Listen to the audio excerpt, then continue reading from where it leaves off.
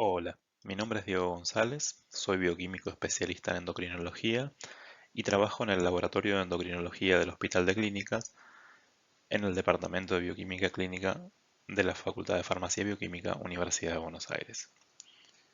En la clase de hoy vamos a ver las nociones básicas de endocrinología y vamos a hacer foco principalmente en la preanalítica para la medición de las hormonas. Para comenzar, me gustaría definir primero qué es la endocrinología. Si uno busca en Internet, ¿sí? Lo más frecuente es que aparezca primero que nada Wikipedia y define la endocrinología como la disciplina de la medicina que estudia el sistema endocrino y las enfermedades provocadas por un funcionamiento inadecuado del mismo.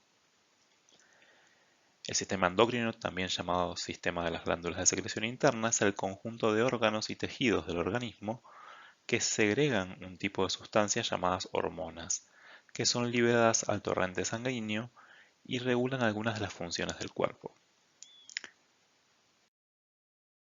Entonces, ¿qué son las hormonas? Las hormonas son sustancias secretadas por células especializadas, localizadas en glándulas endocrinas o también por células epiteliales e intersticiales cuyo fin es el de influir en la función de otras células. Bueno, todo esto es lo que uno encontraría en internet así a simple vista. La fuente, ya les digo, es Wikipedia.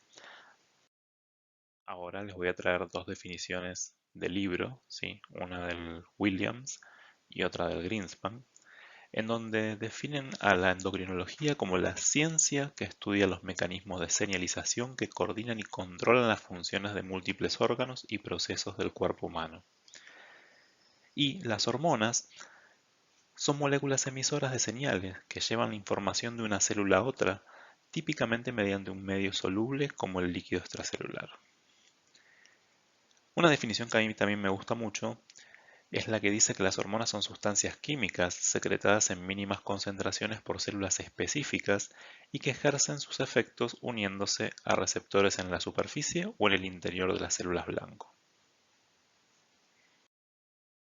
De acuerdo a su naturaleza química, las hormonas pueden clasificarse en hormonas proteicas, hormonas esteroideas y hormonas derivadas de aminoácidos.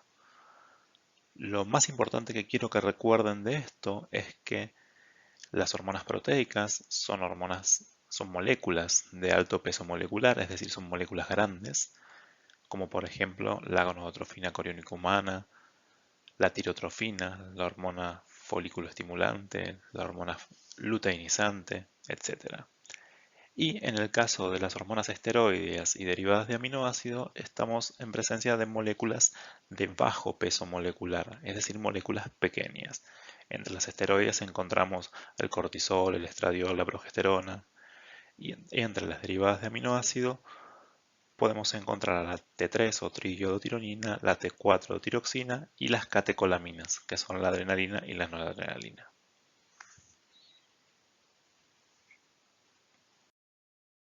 Una de las definiciones que mencioné anteriormente decía que las hormonas eran secretadas por glándulas pertenecientes al sistema endocrino. Bueno, esta diapositiva es nada más para recordarles todas las glándulas del sistema endocrino y contarles que vamos a hacer principalmente hincapié en aquellas glándulas pertenecientes al eje tiroideo, al eje adrenal y al eje gonadal. Comenzando con el eje tiroideo, a nivel hipotalámico se va a producir la secreción de TRH o factor liberador de tirotrofina, el cual va a actuar sobre la hipófisis, específicamente sobre la adenohipófisis, sobre un tipo celular denominado tirotropo, en donde se va a producir la síntesis y secreción de TSH o tirotrofina, la cual va a actuar sobre la glándula tiroides, estimulando la síntesis y secreción de las hormonas tiroides, es decir, de T3 y T4. Este eje es autorregulado por un mecanismo de retroalimentación negativa o feedback negativo, ya que tanto la T3 como la T4 van a producir inhibición a nivel hipotalámico y a nivel hipofisario.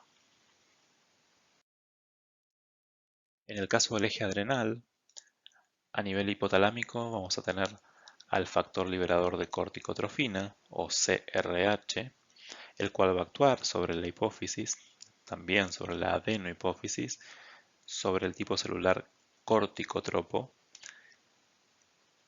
estimulando la síntesis y secreción de adrenocorticotrofina o ACTH. Esta ACTH va a actuar sobre las glándulas suprarrenales, produciendo principalmente la síntesis y secreción de cortisol. También en este caso, este eje va a estar autorregulado y por un mecanismo de retroalimentación negativa o feedback negativo, el cortisol va a inhibir el eje tanto a nivel hipofisario como hipotalámico. En el caso del eje gonadal, a nivel hipotalámico el factor liberador es el GnRH o factor liberador de gonadotrofinas, el cual va a actuar a nivel hipofisario produciendo la síntesis y liberación de hormona folículo estimulante y hormona luteinizante, las cuales van a actuar sobre las gónadas, ¿sí? En el caso de la mujer va a actuar sobre el ovario, produciendo principalmente la síntesis y liberación de estradiol, el cual va a producir un feedback negativo tanto a nivel hipofisario como hipotalámico, y en el caso del hombre va a actuar sobre los testículos, produciendo la síntesis y liberación de testosterona, la cual también va a producir un feedback negativo tanto a nivel hipotálamo como hipofisario. En el caso del eje gonadal, específicamente hablando de la mujer, cabe resaltar que en el momento anterior al pico ovulatorio, el estradiol cambia su feedback y deja de ser negativo y comienza a ser positivo. ¿Cómo es esto? Bueno, a concentraciones mayores de 200 picogramos por mililitro de estradiol, el estradiol comienza a ser estimulante a nivel hipotálamo hipofisario. De esta manera es que se produce el pico de LH que desencadena la ovulación. Bueno, ya vimos brevemente cómo es la estructura de los tres principales ejes endocrinológicos. Ahora vamos a comenzar a hablar sobre la medición de las hormonas. Las hormonas se miden a través de inmunoensayos, que son técnicas analíticas basadas en la interacción antígeno-anticuerpo que permiten la cuantificación de diferentes analitos. Entre estos analitos se encuentran las hormonas. Los elementos que componen un inmunoensayo son el antígeno, que es el analito que se desea cuantificar, un anticuerpo y puede existir un antígeno o un anticuerpo marcado dependiendo del diseño. De acuerdo a la necesidad o no de un sistema de separación, los inmunoensayos pueden clasificarse en inmunoensayos homogéneos, que son aquellos que no necesitan de un sistema de separación, e inmunoensayos heterogéneos, en los cuales es necesario un sistema de separación. Dentro de los heterogéneos encontramos aquellos inmunoensayos que se realizan en fase sólida, que pueden ser tubos recubiertos con anticuerpos o partículas de poliestireno, micropartículas paramagnéticas, en donde se inmovilizan los anticuerpos o los antígenos que quieren ser determinados y que requieren un lavado, una aspiración o una centrifugación para poder separar la fracción libre de la unidad. Por otro lado tenemos los inmunoensayos heterogéneos de fase líquida, en los cuales para poder separar lo libre de lo unido se requiere una precipitación o una centrifugación. De acuerdo al tipo de señal, los inmunoensayos pueden clasificarse en aquellos que presentan señal radioactiva, señal enzimática, señal fluorescente, señal quimioluminiscente, señal electroquimioluminiscente. Esta señal de la que hablamos debe ser detectada y cuantificada con alta sensibilidad y la sustancia que produce dicha señal debe poder acoplarse fácilmente al antígeno o al anticuerpo para poder ser utilizado en este tipo de ensayos. De acuerdo al diseño, los inmunoensayos pueden clasificarse en inmunoensayos de diseño competitivo o de diseño no competitivo. En el inmunoensayo de diseño competitivo se encuentra presente un anticuerpo, el antígeno, que es la hormona que deseamos medir, y el antígeno marcado, que es esta misma hormona, pero marcada. Es necesario que el anticuerpo se encuentre en concentración limitante y que el antígeno marcado se encuentre en la concentración de trazas. Es por ello que muchas veces cuando hablamos de radioinmunoensayo, es decir, de un inmunoensayo marcado radiactivamente, muchas veces escuchan hablar del trazador. El trazador es esto, el antígeno marcado que está en muy baja concentración. Es necesario que el anticuerpo esté en concentración limitante y que el antígeno marcado esté en muy baja concentración para que un cambio en la concentración del antígeno en la muestra se pueda transformar en un cambio en la señal. En este tipo de inmunoensayos, la señal es inversamente proporcional a la concentración. En el caso del inmunoensayo de diseño no competitivo, vamos a tener un anticuerpo, que va a ser un anticuerpo de captura, el antígeno, que es la hormona que deseamos medir, y un segundo anticuerpo que va a estar marcado. En este caso se va a formar lo que conocemos como un ensayo de tipo sándwich, ¿sí? En donde el antígeno tiene que tener la capacidad de ser una molécula lo suficientemente grande como para poder unir dos anticuerpos sin que se produzca impedimento estérico cuando se realiza esta unión. En este caso, la señal va a ser directamente proporcional a la concentración. Dado que en este caso no necesitamos un anticuerpo en concentración limitante, los reactivos se pueden poner en exceso y eso hace que se favorezca la formación de producto de la reacción y por lo tanto aumente la sensibilidad. Y dado que se necesita un doble requerimiento antigénico, es decir, que el antígeno sea reconocido por dos anticuerpos, también este tipo de inmunoensayo es más específico.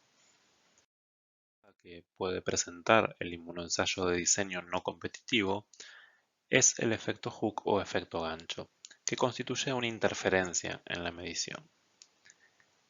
Lo que sucede en estos casos es que ante concentraciones muy elevadas del analito a medir, este puede llegar a saturar todos los sitios de unión del anticuerpo de captura, provocando que el segundo anticuerpo que está marcado no llegue a unirse formando el inmunocomplejo correctamente y por lo tanto se produce una pérdida de la señal. Esta pérdida de la señal es justamente lo que va a dar como resultado este efecto gancho o efecto Hooke, como se ve en el gráfico. Y lo que uno observa es en realidad que se obtiene un resultado que es mucho menor en concentración a la concentración real del analito presente en la muestra. Una manera de solucionar el efecto Hooke es haciendo diluciones seriadas de la muestra. De esa manera, al diluir, uno puede llegar a entrar en curva, o sea, entrar dentro del rango lineal. Hoy en día los métodos son bastante robustos para, la medición de los analitos de interés y por lo tanto es poco frecuente que uno se encuentre con un efecto Hooke. ¿En qué casos podemos encontrarnos? Bueno, dijimos ya que tiene que ser un inmunoensayo de diseño no competitivo, por lo tanto vamos a estar midiendo una hormona de gran tamaño, como por ejemplo las hormonas proteicas. y sobre todo en aquellas hormonas que se comportan como marcadores oncológicos, así como puede ser la gonadotrofina coriónica humana en el caso de una enfermedad trofoblástica gestacional, la tiroglobulina en un cáncer de tiroides, la prolactina en un prolactinoma. En estos casos es recomendable, si uno tiene la sospecha de que el paciente puede llegar a tener una patología oncológica, realizar la medición de la hormona directa y diluida. Por eso es fundamental que contemos con el diagnóstico, ¿sí? Que el médico consigne el diagnóstico en la orden médica.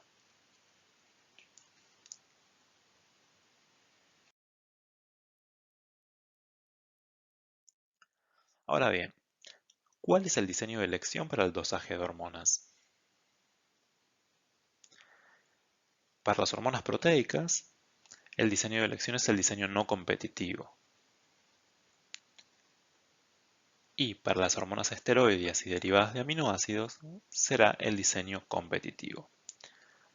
¿Por qué? En el caso de las hormonas proteicas, se prefiere medir por un diseño no competitivo porque, como yo les había mencionado, este diseño, el no competitivo, presenta mayor sensibilidad y mayor especificidad. Y en el caso de las hormonas esteroides y derivadas de aminoácidos, se miden por un diseño competitivo porque debido a su tamaño molecular tan pequeño, no pueden medirse por un diseño no competitivo.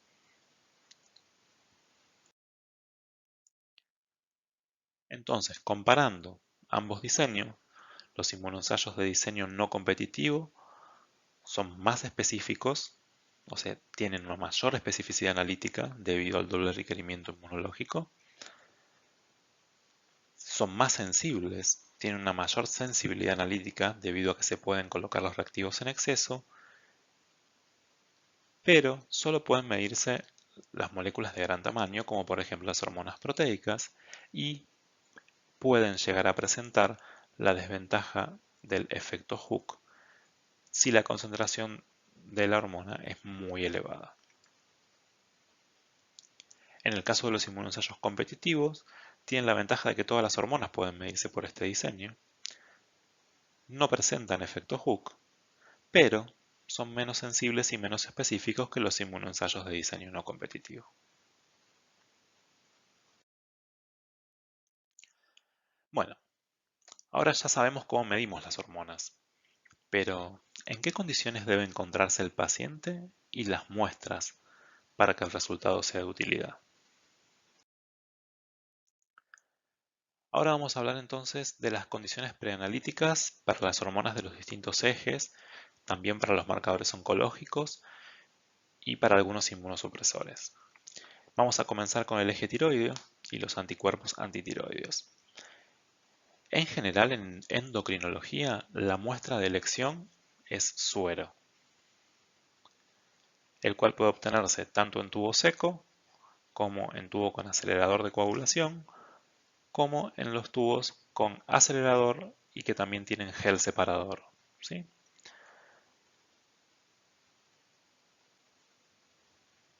En el caso del eje tiroideo, lo que tenemos que tener en cuenta es que si el paciente está en tratamiento con levotiroxina, se le debe indicar al paciente que tome la medicación luego de la extracción de sangre.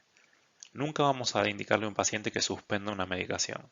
Si eso es una incumbencia médica, no es una incumbencia ni de bioquímicos ni de técnicos. Lo que sí le sugerimos al paciente es que tome la levotiroxina, que tome la T4, luego de realizarse la extracción de sangre. Es importante tener en cuenta qué medicación toma el paciente. Dentro de esta medicación puede ser anticonceptivos orales, medicación homeopática, medicación para tiroides, ya sea T4, danantisol, que es para el tratamiento del hipertiroidismo, metimazol, que es lo mismo. Y esto es muy importante porque, por ejemplo, los anticonceptivos orales que tienen estrógenos van a producir un aumento de las proteínas de transporte y esto va a generar que se altere de una determinada manera el perfil tiroideo. Si voy a ver un aumento de T3 y T4 total. La medicación homeopática, por otro lado, puede contener T3 o T4, entonces también puedo ver afectado el eje tiroideo.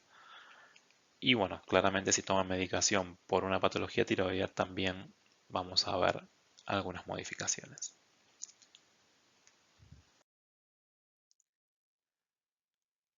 Una determinación especial, la calcitonina, es un marcador de cáncer medular de tiroides y la muestra de elección es suero, pero esta es una muestra de separación rápida, es decir que dentro de los 30-40 minutos de haberse realizado la extracción, yo tengo que haber centrifugado y separado el suero del paquete globular.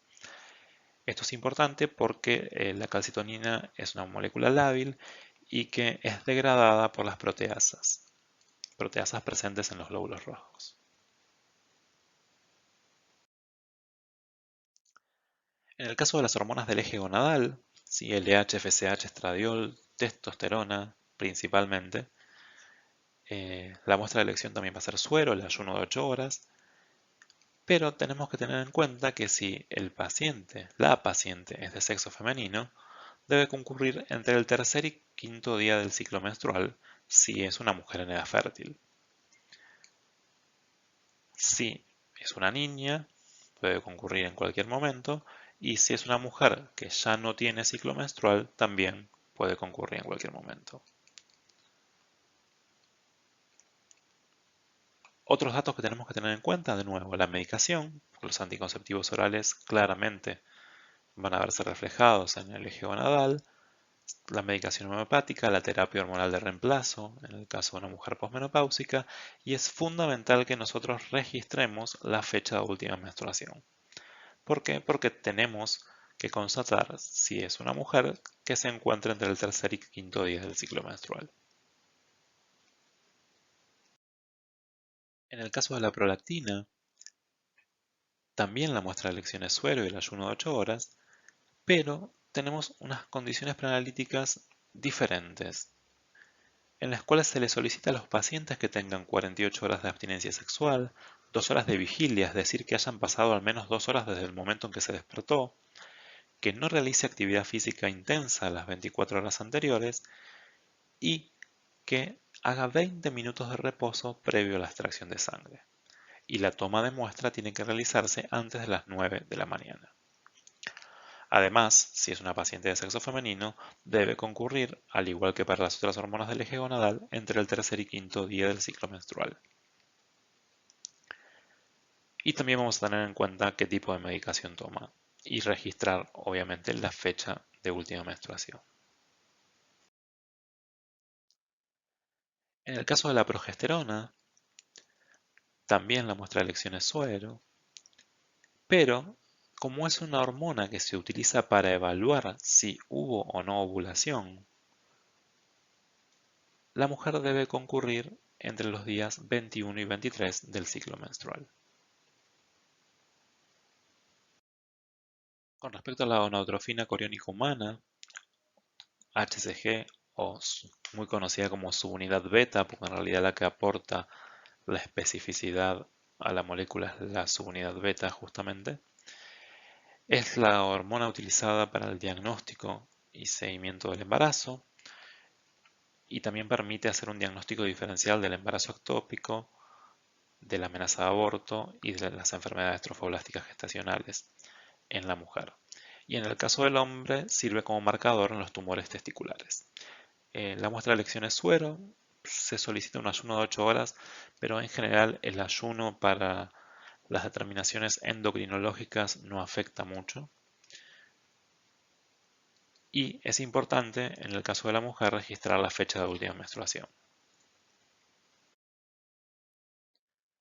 Con respecto a las hormonas del eje adrenal, la adrenocorticotrofina o ACTH es una hormona que es de separación rápida y en frío.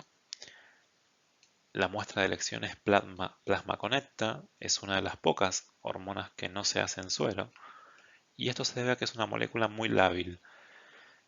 Y lo ideal es que las separemos, las centrifugamos y las separemos dentro de los 10-20 minutos de realizada la extracción. Idealmente debería mantenerse en frío todo el tiempo, es decir, una vez realizada la extracción se debe transportar en frío, centrifugar en frío y frizar inmediatamente o procesar inmediatamente. La extracción de sangre debe realizarse antes de las 9 de la mañana porque tanto ACTH como cortisol poseen un ritmo circadiano, es decir, un ritmo que varía a lo largo del día. Y hay que tener en cuenta que debemos consignar, debemos registrar si el paciente toma glucocorticoides. En el caso del cortisol sérico, la muestra de elección es suero y la extracción se debe realizar también antes de las 9 de la mañana por esto que les mencionaba del ritmo circadiano que posee. Y debemos registrar si el paciente toma glucocorticoides. En el caso del cortisol libre urinario de 24 horas, que es uno de los análisis que se utiliza en el diagnóstico del síndrome de Cushing, la muestra de elección, como su nombre lo indica, es la orina de 24 horas. Por lo tanto, la orina se debe recolectar como toda orina de 24 horas, descartando la primera orina de la mañana del día en que se inicia la recolección e incluyendo la primera orina de la mañana del día siguiente. Otro análisis que puede utilizarse en el diagnóstico de síndrome de Cushing es el cortisol libre urinario de 22 a 23 horas, para lo cual, para poder estandarizar la toma de muestra, se le indica al paciente que orine a las 22 horas y descarte esa orina, es decir, que vacíe la vejiga, y luego que vuelva a orinar a las 23 horas, siendo esta la orina que se debe recolectar. De este modo, el paciente habrá tenido una retención de 1 hora. Hoy en día esta determinación en realidad ha sido reemplazada por el cortisol salival nocturno.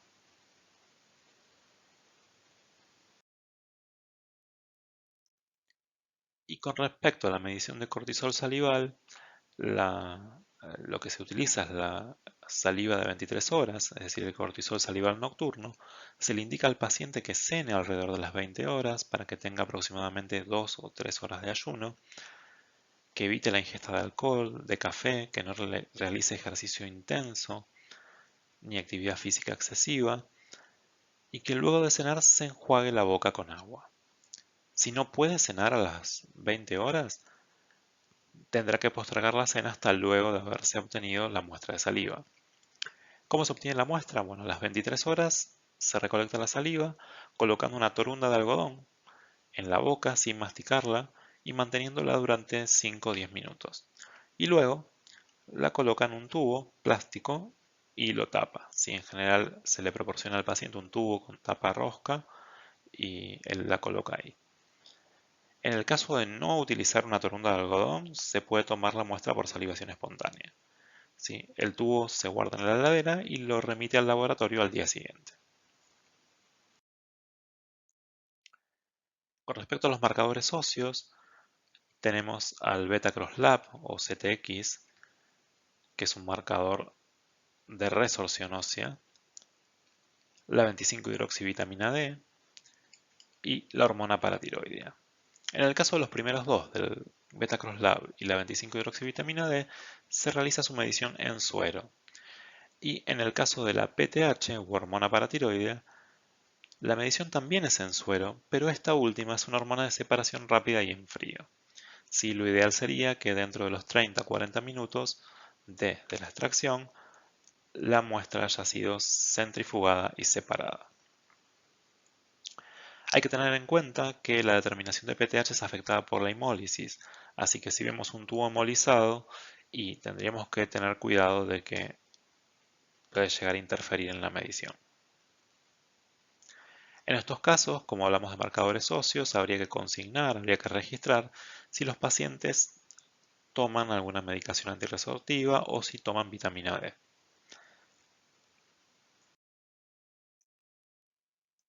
En el caso de los marcadores tumorales, como la alfa-fetoproteína, el CEA, el K15-3, K19-9, K125, la muestra de elección es la muestra de suero. Solamente una aclaración, se recomienda que la toma de muestra para K125, para antígeno K125, en las mujeres en edad fértil se realice entre el octavo y 10º día del ciclo menstrual.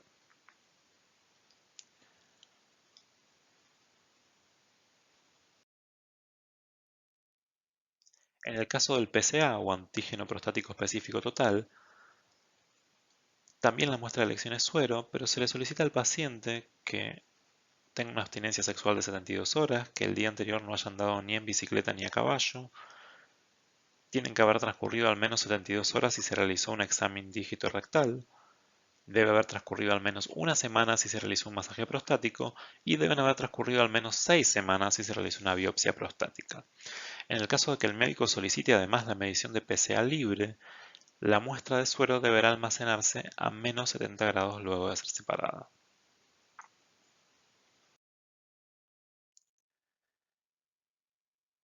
En el caso de la insulina, la muestra de elección es suero y también, al igual que con PTH, tenemos que tener cuidado porque la hemólisis puede interferir en la determinación de insulina. Y en el caso de la hemoglobina A1C, o también conocida como hemoglobina glicada, la muestra de elección va a ser sangre entera, obtenida con ECTA.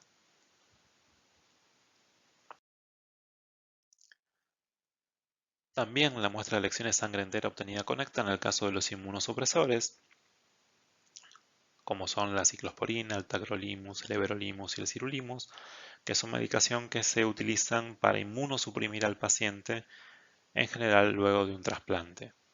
En el hospital nosotros recibimos principalmente trasplante de médula y trasplante renal. Bueno, siempre se deben respetar las condiciones preanalíticas relacionadas al paciente, a menos que la orden médica indique lo contrario. ¿A qué me refiero con esto? Que si, por ejemplo, a mí me llega una orden médica en donde se le solicita a una paciente que le midan LH, FSH y estradiol en el día 14, y esto es una indicación médica, entonces deberíamos procesar la muestra en el día que el médico indica en la orden médica.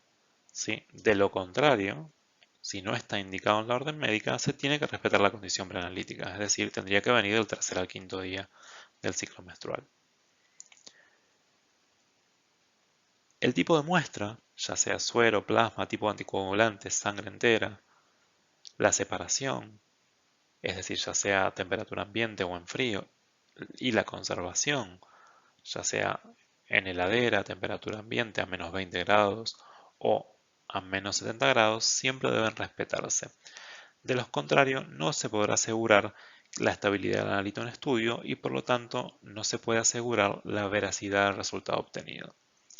Es decir, que si algo falla en las condiciones preanalíticas, lo que puede suceder es que el resultado que finalmente obtengamos de esa muestra sea erróneo, y un resultado erróneo no le es útil al paciente, ni al paciente ni al médico. ¿Sí? Y más allá de no ser útil, puede llevar a un mal diagnóstico.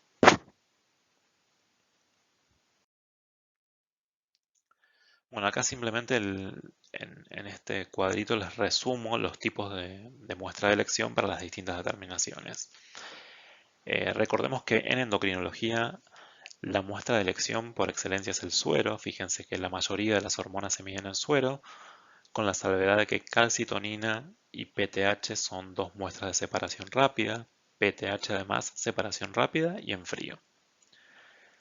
Por otro lado, en plasma conecta vamos a medir la ACTH, que es de separación rápida y en frío, y la actividad de renina, que yo no se las mencioné anteriormente, pero también es una muestra que se separa en rápido y en frío. En sangre entera, obtenida con ECTA, vamos a medir hemoglobina glicada, es decir, hemoglobina 1C, y los inmunosupresores, como ya mencioné anteriormente. Y después otros tipos de muestra que podemos tener, en general para medir cortisol, cortisol libre urinario de 24 horas, en orina obviamente, cortisol libre urinario de 22 a 23 horas, el cortisol salival de 23 horas y hoy en día también se utiliza la medición de cortisol en cabello, que es algo que desarrollamos nosotros en nuestro laboratorio.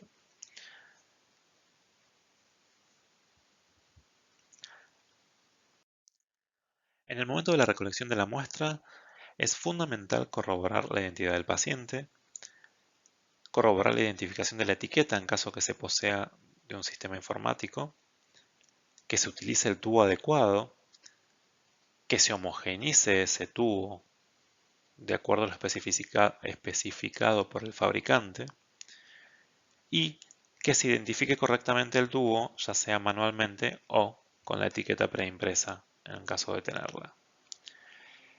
Según los consensos internacionales, lo ideal sería rotular el tubo, ya sea a mano o con la etiqueta, delante del paciente y luego de realizada la toma de muestra.